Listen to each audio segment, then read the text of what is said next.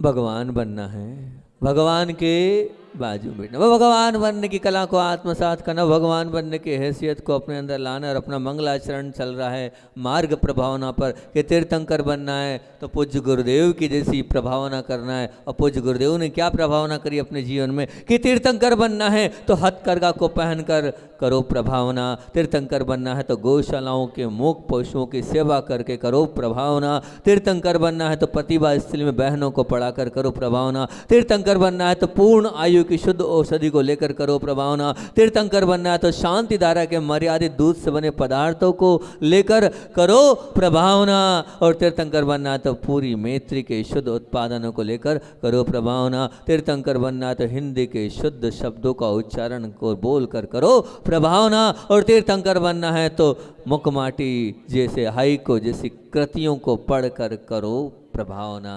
इस प्रभावना की बात चल रही है। भावना हमारे जीवन का उत्कर्ष आधार है। विगत हमने आपसे कल बात ही करी थी कि हमने खूब भावना की बात कर, लेकिन भावना की प्रकसता का नाम ही प्रभावना है। भावना की तो बात बहुत हो गई, लेकिन अब प्रभावना की बात हमने प्रारंभ करी है। और प्रभावना की जब बात आती है तो इम्प्रेशन, दूसरों को प्रभावित करने की बात नहीं, यहाँ तो वो वाली बात है जो सामने वाला अंदर से प्रभावित हो जाए, उस प्रभावना की बात है। और सच्चा धर्मात्मा जब किसी कठिनाई में और जब अपने अंतस की प्यास और अंधकार को उजाले में बदल लेता है तो वो सोचता है मेरा तो कल्याण हुआ लेकिन सबका कल्याण हो। इस भावना से वो सबको प्रकाशित करने के लिए प्रभावना के उस दौर में लग जाता है। और मैंने कहा कि पंचम काल के सुनहरे इतिहास के पन्नों को जब पलटाएंगे तो विगत काल में जो प्रभावना और जो प्रभाव किसी संत का बड़ा है तो हमें बड़ा ही गर्व हो सकता है। गर्व ही है कि वो हमारे पूज्य गुरुदेव आचार्य भगवान विद्यासागर जी महामुनि राज है, जिन्होंने ऐसी प्रभावना करी। जैन ही नहीं, अजैन बंधुओं पर भी उनका वो प्रभाव देखते थे। उन्हें अपनी साधना के माध्यम से ऐसा बिगुल बजाया कि सबको मोहित सम्मोहित कर दिया और जैन संस्कृति के इतिहास में अपना नाम अजर अमर कर दिया। उनकी उस तप की आराधना से समस्त संत महंत मठाधीश भी उनके चरणों में आकर झुकने लगे। ये कारण क्या था? मात्र जन जन के कल्याण की भावना से वो ओतप्रोत थे। ऐसी उस प्रभावना से गुरुदेव जुड़े हुए थे। और कल उस प्रभावना में मैंने आप लोगों से बात करी थी कि वो अन्ना हजारे जी भी आए थे और उन्होंने कहा था ये आपका हथकरघा जो है वो वास्तविकता में स्वदेशी और रोजगार की एक विशाल दे रहा है। उन्होंने कहा था 80 साल में भी 2 कदम आगे बढ़ने की ताकत मेरे अंदर आ गई, मैं आपका लाउड स्पीकर बन के जा रहा हूँ। और ये भी कहा था कि अगर कोई नेता बनना चाहता है, समाज सेवा चाहता है तो आपके पास आए, आपके पास रुके और उसके बाद जो है वो चुनाव में खड़ा हो। और 5 बातें और बोली थी। सभी लोगों ने नाम रख दिया है पीयूष का। क्या रखा है? नेता। इसीलिए सब लोग नेता की बात आते ही पीयूष पर दाग रहेंगे। ठीक है, तो शुद्ध आचार, उन्होंने 5 संदेश दिए थे। शुद्ध आचार, शुद्ध विचार, निष्काम भाव और कुछ त्याग करना और हमेशा अपमान सहने की सामर्थ्य को अपने साथ आत्मसात करना। और कल मैंने एक और बात बोली थी आपसे, ये मत मानना कि हथकरघा जैनों नहीं कर सकते। और वो मूलाचार का उदाहरण भी दिया था कि सूत काता जाता था, जैनों क्या, इसका तात्पर्य सूत मतलब धागा बनाया जाता था, तो धागा जब बनता था तो सब कुछ अपने आप होता चला जाता था। और मैंने अंत में इतना बोला था, अगर सच्चे भक्त अगर आप वो आचार्य भगवान के रोम रोम में गुरुदेव बसे हैं तो कुछ ना कुछ गुरुदेव के उन सिद्धांतों को भी हमारे जीवन में उतारना होगा। और अगर हम उस सिद्धांतों को उतार रहे हैं तो हथकरघा को पहनना होगा। और हथकरघा को पहन रहे हो, वैसा ऐसा नहीं है जो बामोरा वालों ने बात मानी, एलोरा वालों ने बात मानी, ऐसा नहीं है। 52 गजा में तो हम कुछ बोले ही नहीं, तो बात रखने की बात ही नहीं थी। लेकिन चौथे नंबर पे बासा का जब नंबर आया तो बासा वालों ने भी पूरी बात मानी। और सभी लोग, मैं कहता हूँ ना, जब आप ये पीले वस्त्र में रहते हो तो बड़े सुंदर लगते हो। जब पीली साड़ी नहीं रहती है तो आपका स्वरूप जो इतना सुंदर सा नहीं प्रतीत होता है, बहुत अच्छा सा लगता है। अगर आप हथकरघा के वस्त्र में रहते हो तो पहनो। आपका ये वस्त्र किसी एक गरीब के घर का चूल्हा जलाने के काम आ रहा है, किसी एक गरीब के घर का को प्रकाशित करने में आ रहा है। आपके माध्यम से बहुत बड़ा अभयदान मिलता चला जा रहा है। इसलिए आप लोगों ने कल मन तो बनाया होगा, नहीं तो कम से कम मंदिर में तो हम हथकरघा पहन के आए, मंदिर में नहीं तो कम से कम आहार और मंदिर के साथ साथ अगर हो सके तो घर गृहस्थी के कार्य में भी हम जो है उस हथकरघा से जुड़ें। ये कल अपन ने हथकरघा की चर्चा करी थी। और आज अपने दूसरे नंबर पर, तीसरे नंबर पर कौन सा मंगलाचरण है कि तीर्थंकर बनना है तो गौशालाओं के मुख पशुओं को पाल कर सेवा कर कर करो प्रभावना।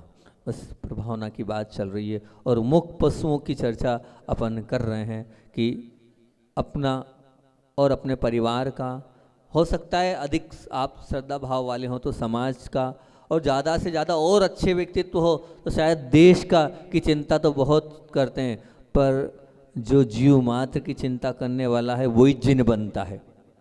जो जीव मात्र की चिंता करता है वही जिन बनता है। अगर आपको जिन बनना है तो जीव मात्र को अपने जैसा मानना होगा। जैसे मुझे कष्ट होता है वैसे उसे भी कष्ट होता है। ये अनुभव अगर आपके अंदर है तो मानना आज नहीं तो कल जिन बन सकते हो, बनना ही पड़ेगा। जिनको भी जिनके पास आपको बुलाना ही होगा, पर बनना होगा वो भावना अंदर आत्मसात करनी होगी।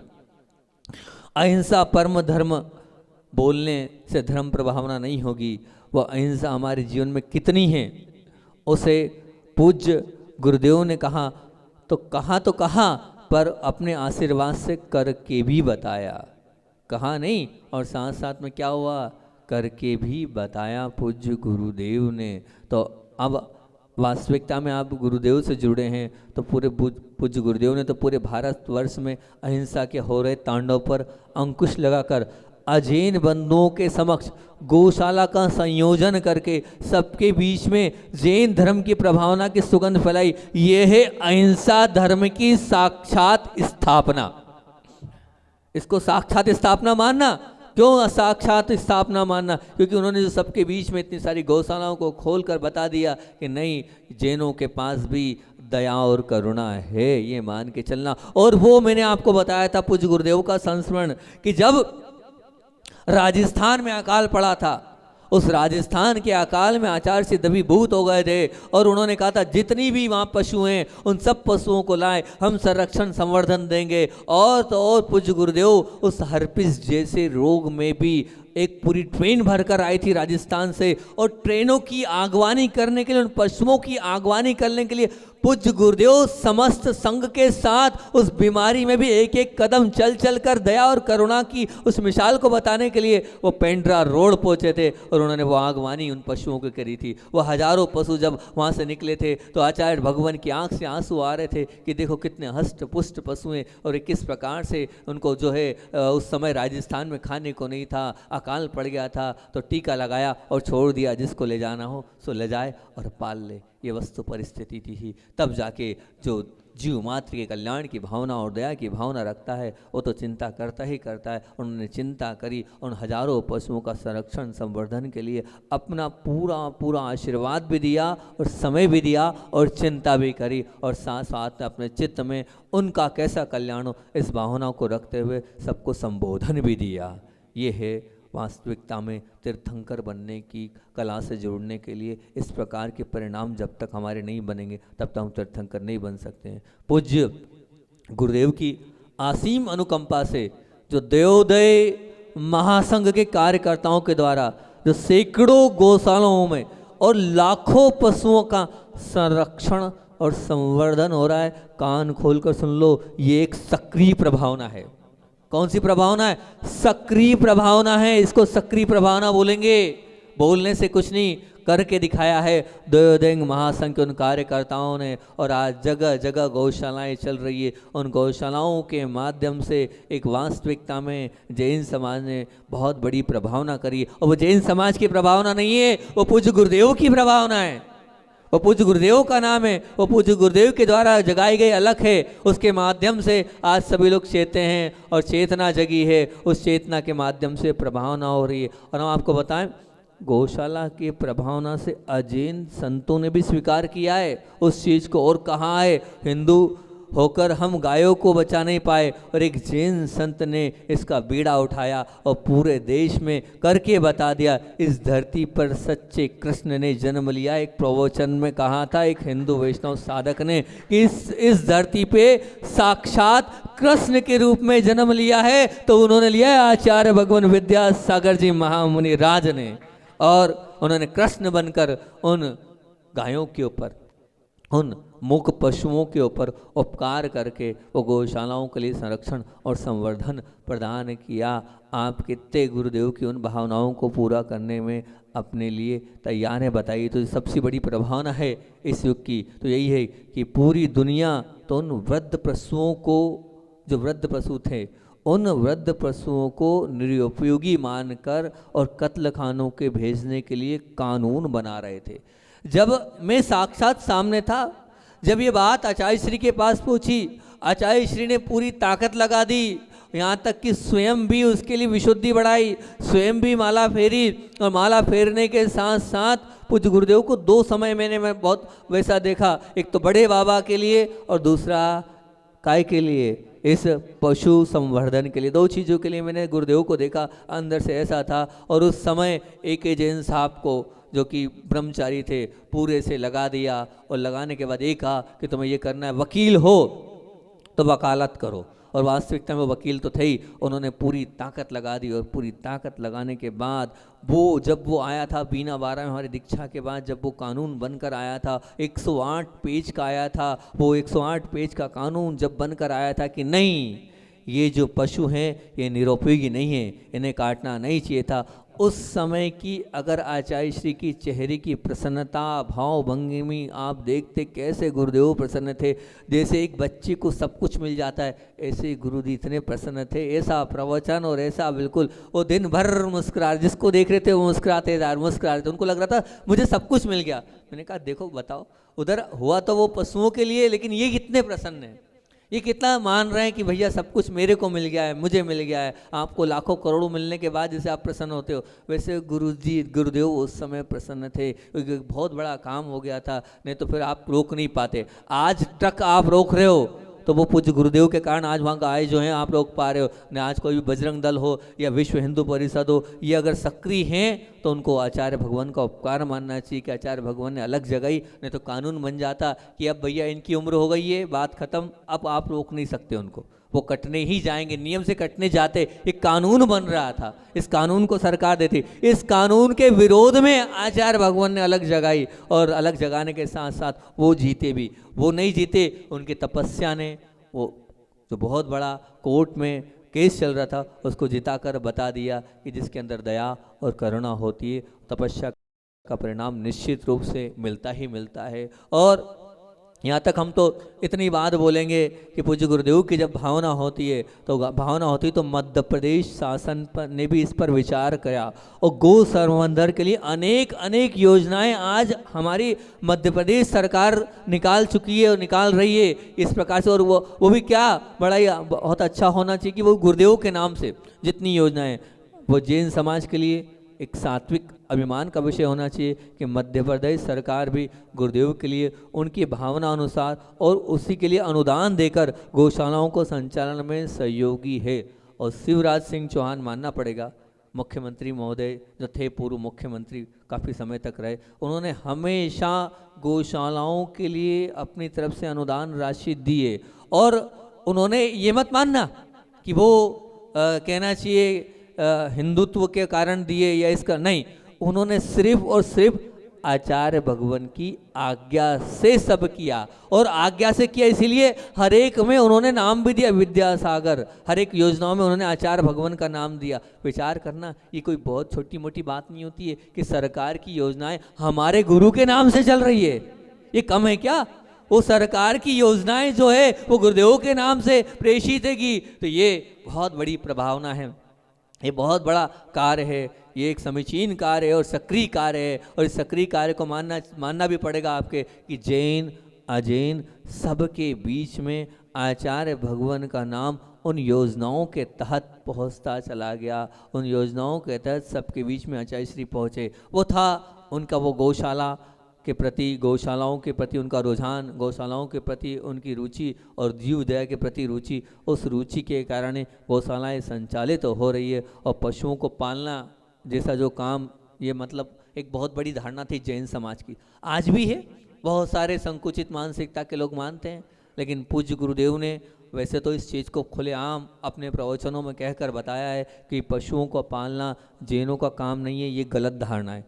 ऐसी विपरीत मानसिकता और ऐसी संकुचित धारणा ने को पूज्य गुरुदेव ने बहुत अच्छे से कुठाराघात किया और सबके बीच में बताया, कृषि करो और ऋषि बनो। ये हमारे आदिनाथ भगवान ने ससास कश्यादिषु कर्म शुभ प्रजा ये कहा है, बताया है, अब कृषि करना चाहिए। ये उद्बोधन भटकती हुई समाज को दिया और समझाया, ये मत मानना कि पशुपालन करना जैनों का काम नहीं है, कृषि करना जैनों का काम नहीं है, उसमें हिंसा होती, वो आरंभ का काम है। ये बताया नहीं, बल्कि सबसे उपयोगी और सबसे उत्तम तो मैं मानता हूं कृषि पालन ही है, दुग्ध पालन ही है, क्योंकि उसमें किसी प्रकार का कोई भी राग द्वेष नहीं होता है, उसमें किसी प्रकार कोई कंपटीशन नहीं है, और उसमें सबसे बड़ी बात क्या है, टैक्स फ्री। आज जितने लोग बैठे हैं लगभग सब के सब चोर बैठे हो आप, बुरा लग रहा है? अरे जितने बैठे हो सब चोर बैठे हो, अरे सब बचा रहे हो आप जीएसटी को, ऐसा कोई भी नहीं जो जीएसटी नहीं बचा रहा, सब रे बचा रहे हैं जीएसटी को, कोई नहीं बचने, कोई नहीं बचा। गलत बोल रहा हूं मैं? सही बोल रहा हूं ना? तो आप चोर हो कि नहीं हो? चोर आप। अगर किसान होगा और पशुपालक होगा तो वो चोर नहीं है, क्योंकि किसानी पर कोई टैक्स नहीं है और पशुपालन पर कोई टैक्स नहीं है, तो टैक्स फ्री है वो। तो अगर आप चोर नहीं कहलाना चाहते हो, क्योंकि देखो आप बोलोगे महाराज जी ऐसा हो ही नहीं सकता है, इतनी सारी जीएसटी है, उतनी सारी जीएसटी देंगे तो हमारा होगा क्या? तो फिर आप मत करो व्यापार, कुछ जाओ खेती में और कुछ जाओ पशुपालन में, सब अपने आप अच्छा होता चला जाएगा। और आप अगर कृषि नहीं कर रहे हैं तो आप ये मान के चलना, ये मान रहे कि नहीं जैनों का काम नहीं है, तो ये आपकी गलत धारणा है, गलत विचारधारा है। अंदर की संकुचित मानसिकता को आप निकालो, बाहर करो और कृषि पालन और दुग्ध पालन में आप आ गया हो। मैंने तो विचार ही किया था कि अगर मेरी दीक्षा नहीं होगी, मैंने सोच ही लिया था कि गुरुदेव अगर दीक्षा नहीं देंगे तो अच्छी बहुत बड़ी गौशाला खोलूँगा और दुग्ध उत्पादन करूँगा, और कर लिया था। यहाँ तक कि आपको बताएं, हम अब अपनी बात असलियत बताते हैं कि हमने सोचा कि अगर करना है अच्छा काम, तो अच्छा काम करना है तो अपने उस पैसे से नहीं करना है। किस पैसे से करना है? सेल्फ डिपेंड होके करना है, किसी से लेना नहीं है। तो हमने उस वक्त, हमारे उस समय तो था, एक योजना चलती थी, प्रधानमंत्री रोजगार योजना चलती थी, एक बैंक से लोन वाला सिस्टम चलता था। तो हम पहुंच गए लोन के लिए, और जब हम लोन के लिए पूरे कागज वागज सबमिट किए, हमने कहा कि वो 1-1.5-2 लाख रुपए का लोन आएगा, उसमें अपन 3-4-5 पशु लाएंगे और उससे पालन करेंगे। पशु तो थे लेकिन अपने सेल्फ करने की भावना थे। जब हम बैंक में पहुंचे तो बैंक वाले ने बोले भैया हमारी बैंक ही आपके केस से चलती है और आप यहाँ लेने आए हो, पता है पिताजी को? नहीं। मैंने कहा नहीं, उनको कुछ नहीं पता है। बोले नहीं। मैंने कहा दोगे कि नहीं? बोले नहीं, हम तो तैयार हैं, हमारे कागज़ सबमिट हो चुके थे, लोन क्लियर हो चुका था, सब कुछ हो चुका था, लेकिन उसके और यहाँ तक की तारीख भी फाइनल हो गई थी हमारी। आपको बताएं, हम जो है हमारे जो एक रिलेशन वाले थे उनके साथ हम जा रहे थे राजस्थान में एक जगह गाय लेने, पूरी सब कुछ फाइनल हो गई थी कि हमें करना पशुपालन ही है, शुद्ध कमाई करेंगे। और जब बचाश्री दे नहीं रहे थे, कुछ कर नहीं रहे थे, और उसके पहले ही सब खबर आ गई तो हम चले गए, तो वो हमारा लोन के कागज जैसे ही फट गए। लोन लेके एक बहुत बड़ी डेयरी डालने का एक जुनून हमारे अंदर था कि कृषि करेंगे और ऋषि बनेंगे और वास्तविकता में अपने जीवन को सात्विक और उच्च बनाएंगे, ये धारणा थी। तो आप लोग भी माने और पशुओं को पालन करने की धारणा को बनाएं। ऐसा ना माने कि जैन लोग पशुओं का पालन नहीं करते हैं। जैनों के लिए तो सबसे उत्तम कृषि ही है, नौकरी करना तो अधम है, ये मान के चलना। काय को किसी के नौकर बने, हम नहीं बनना नौकर, हमें नौकर नहीं बनना है, सेल्फ बनना है। और सबसे बड़ी बात तो ये, अगर जो कृषि करता है ना, आप मान के चलना सिर्फ वो बहुत फ्री होता है, बड़े अच्छे से धर्म ध्यान कर सकता है, ज़्यादा लोड वाला मामला नहीं रहता उसका, है ना। वो लोड लेता भी नहीं है। क्या लोड इसलिए नहीं लेता है कि लोड वाला काम ही नहीं रहता। क्यों? क्योंकि बस गेहूँ बोए, चने बोए, फ्री, पानी फिराया, पानी दिया, फ्री, ज़्यादा है ही नहीं लोड, ठीक है ना। और उसके अलावा उधर भी सोयाबीन आदि जो है वो दिया, आगे फ्री हो गए, इतना है ही नहीं। खूब धर्म ध्यान करो, खूब भक्ति करो। कृषि अगर आपने दूध के लिए, खेती बाड़ी के लिए अगर मान लो पशु भी पाल लिए तो इतना नहीं है दिन भर फ्री हो, आप खूब अच्छे से धर्म ध्यान कर सकते हो। थोड़ा आधा 1 घंटा सुबह, आधा 1 घंटा शाम की मेहनत कर लो और बढ़िया। हमारे सेठ जी बैठे हैं, नगर सेठ, खेती करते ही हैं। तो ऐसे बहुत सारे हमारे इधर ये भी, हाँ हमारे जेकी के यहाँ भी खेती होती है, सभी लोग कृषि कर रहे हैं। और वास्तविकता में कृषि करो और ऋषि बनो, मतलब विचार करना, क्या बात बोली है, कृषि करो और ऋषि बनो, ये बात बोली गई है। मतलब कृषि करने वाला ऋषि बन जाता है। ऋषि मतलब क्या? साधक बन जाता है, मुनि बन जाता है। तो वो मुनि बनना और साधक बनने का कार्य, हम तो ब्रह्मचर्य अवस्था के बाद खेती ही हमने करी थी। और आपको बताएं, हम खेत में ही जाते थे। इधर 11:30 बजती थी और 11:30 बजते ही हमारा मतलब भोजन हुआ 10, सवा 10, साढ़े 10, 11:30 पे। और सामायिक के लिए हम 3 किलोमीटर पद विहार करते करते जो है खेत में जाते थे और पेड़ के नीचे ही सामायिक करते थे। वहीं शाम को 5 बजे तक रहते थे और आते थे। खेत का आनंद ही अलग है, खेत की साधना ही अलग है। तो आप जुड़ो, पशुओं के संरक्षण संवर्धन से जुड़ो। अगर खेती नहीं हो तो खरीदो। हमारे माध्यम से बहुत सारे लोग प्रोत्साहित हुए और उन्होंने खेती करना प्रारंभ कर दी और खेती खरीदना प्रारंभ कर दी कि खेती करना है और हमें ऋषि बनना है, पशुओं को पालन करना है। और आपको बताएं, आचार्य भगवान ने इतना बड़ा उपकार किया कि जब जिसकी जैसी रुचि होती है उसका वैसे ही कल्याण करते। हमारी दीक्षा भी गौशाला में ही हुई, तिलवारा घाट में। आचार्य भगवान ने तिलवारा घाट और ललितपुर में जो 2 गौशालाएं थी, वो मतलब दोनों गौशालाएं बड़ी बड़ी गौशालाएं, वहाँ जिनेश्वरी दीक्षा दिए। अभी जो है, जब ललितपुर में मुनि दीक्षा हुई थी तो मुनि दीक्षा भी कहाँ हुई थी?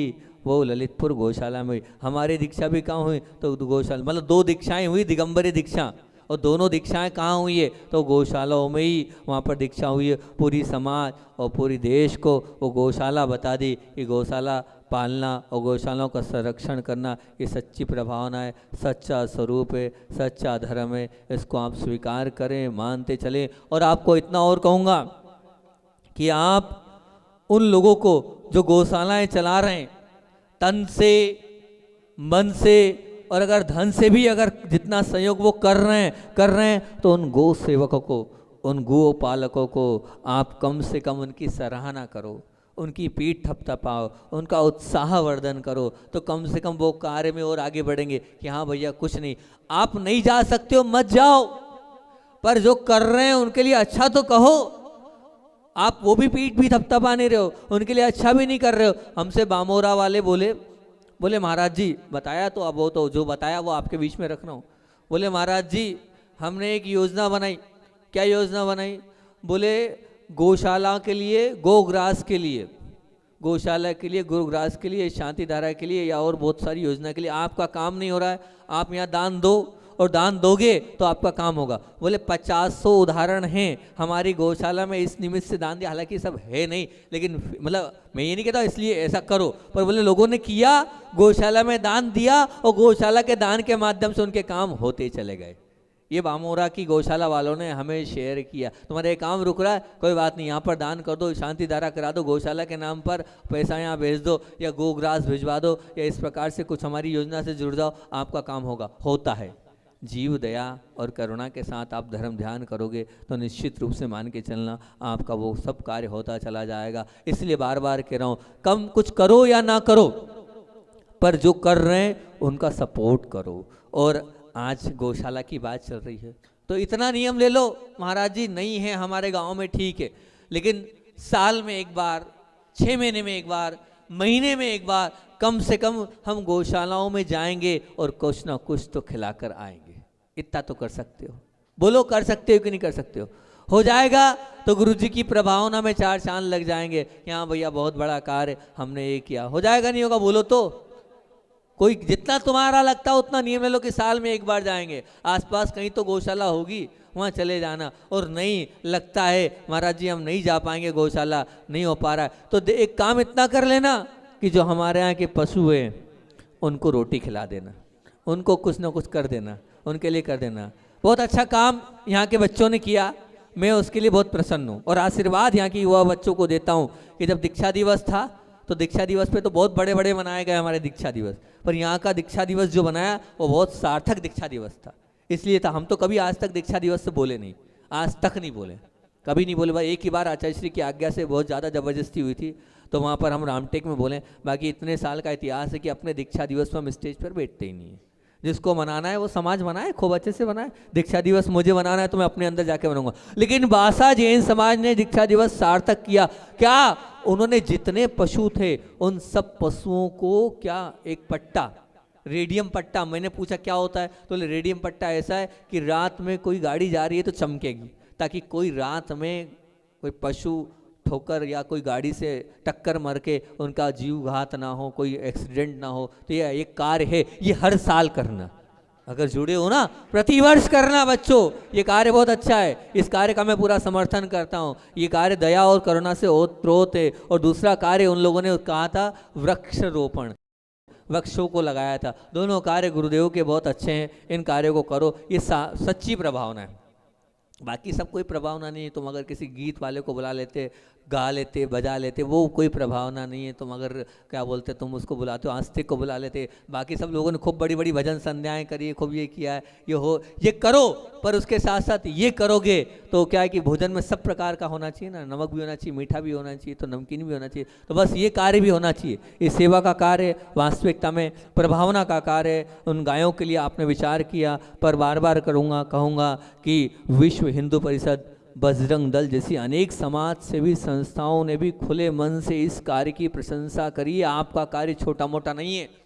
बात वो है जब अंदर से सामने वाला प्रभावित हो जाए, और ये अंदर से प्रभावित हुए लोग आपके इस कार्य के माध्यम से अंदर से समाहित हुए हैं सभी लोग, तो ये अंदर से जो प्रभावना आप लोगों के माध्यम से हुई है, वास्तविकता में सार्थक प्रभावना है। इसी को प्रभावना कहेंगे हम तो, क्योंकि इसका पूरा श्रेय अगर जाता है तो वो पूज्य गुरुदेव को जाता है। उनकी ही सोच थी, उनकी सोच के आगे सबने और पूरे विश्व ने इस मान को माना, स्वीकार किया, और गौशाला एक विशेष अंग बन गई हमारी प्रभावना का। अच्छा, ये नहीं मानते हो कि इससे प्रभावना हो रही है? बताओ, मानते हो कि नहीं मानते हो? इसके माध्यम से प्रभावना हो रही कि नहीं हो रही है? जब इस प्रभावना के इस विशेष अंग में और विशेष तौर से जीवों की दया और करुणा स्पष्ट रूप से झलक रही है, तो वो जो पशु कट रहे हैं, उन पशुओं को कटते हुए विचार करना, ध्यान रखना कि किसी ने रुपया चुरा लिया या लूट लिया, फिर उसका तीव्र पश्चाताप करके वो रुपया उसे लौटा कर हल्का कर सकता है।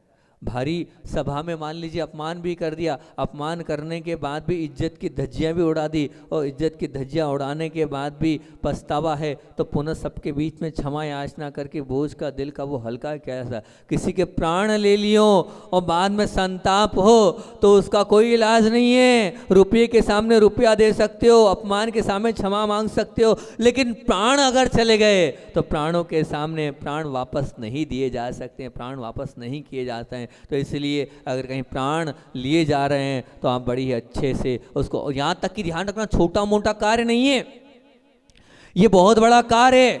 अगर आप, मैं कह रहा हूं कि शरणागत की रक्षा करने का काम, आखिरी में अपनी बात बोल देता हूं कि आज शांतिनाथ भगवान की बहुत जय बोलते हो, आप बोलते हो ना, सबसे ज्यादा पूजाते हैं तो शांतिनाथ भगवान पूजाते हैं। शांतिनाथ भगवान को पूजते थे हो, लेकिन शांतिनाथ भगवान के पुराने इतिहास को उठाकर देखो कि शांतिनाथ भगवान बने कैसे हैं, क्या कारण है कि शांतिनाथ भगवान बने। छोटी सी एक कार्य में शांतिनाथ भगवान बन गए। शांतिनाथ भगवान का पूर्व जब इतिहास उठा के देखते हैं तो मेघरथ नाम के वो राजा थे, और एक दिन राजा मेघरथ राज सिंहासन पर बैठे थे, और जब राज सिंहासन पर बैठे थे तो एक शिकारी आया, और आया तो आया, लेकिन एक कबूतर उनके पास आकर कहाँ बैठ गया, जंगाओं पर बैठ गया। ये आगम की कथानक बोल रहा हूँ, कोई ऐसा मन से बनाकर नहीं बोल रहा हूँ, बैठ गया। और जब शिकारी पीछे पीछे आया तो राजभवन में आकर पहुंचा, और शिकारी ने कहा कि हे राजन, कबूतर को मेरी शरण में, वो मेरी शरण का है, वो आपकी शरण में आ चुका, मुझे दे दो,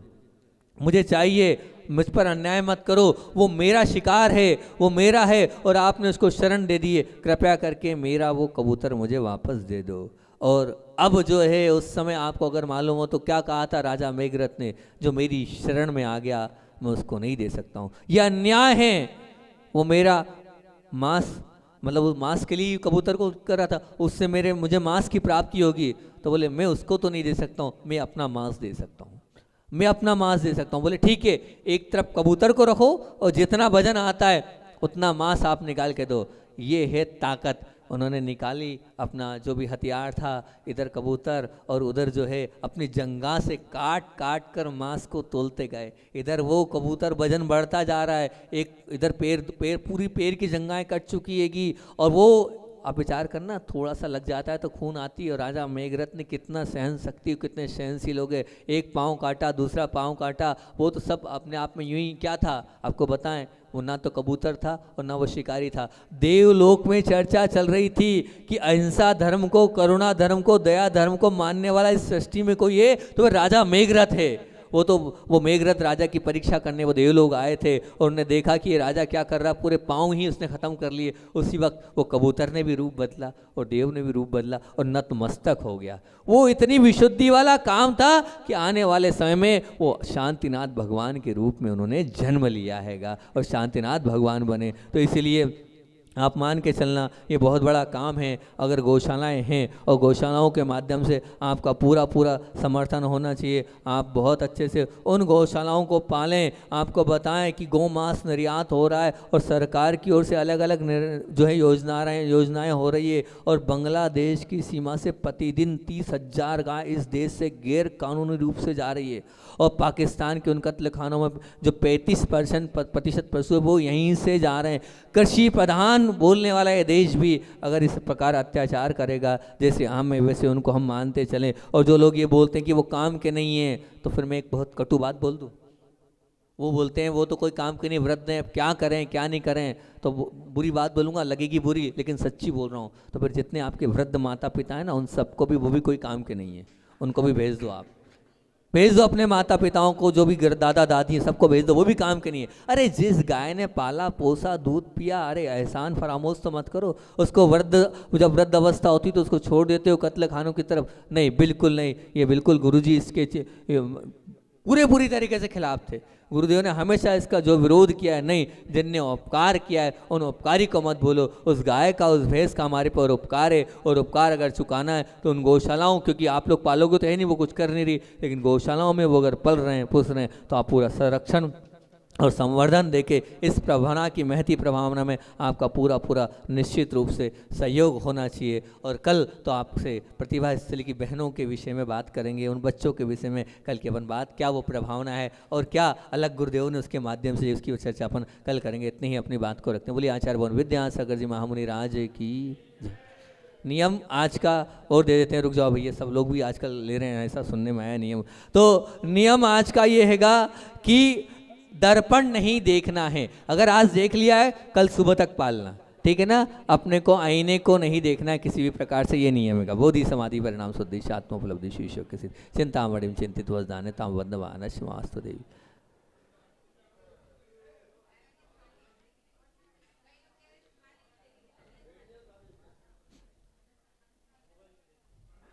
अरे एक दिन बिना देखे नहीं चल सकता, हमें तो 24 साल